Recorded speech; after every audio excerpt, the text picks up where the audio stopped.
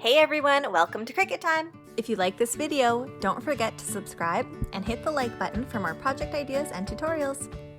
Hey everyone!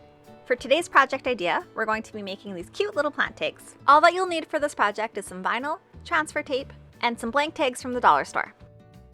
All of my vinyl is pre-cut and ready to weed. These tags are only 2 inches long, so our writing's going to be pretty tiny. Anytime you need to weed thin or small fonts, I definitely recommend using the reverse weeding technique. If you're not familiar with the differences between regular weeding and reverse weeding, here's a link to one of my other tutorials when I'll show you how and when to use each one. Basically, the main point of reverse weeding is you want to stick your design on some transfer tape, flip it over and stick it to your mat. Use your scraper to adhere the text really well onto that transfer tape, and then pull off the vinyl you don't want from the back. When your vinyl's ready, just stick it onto the tag and transform this plain old plastic tag into something beautiful.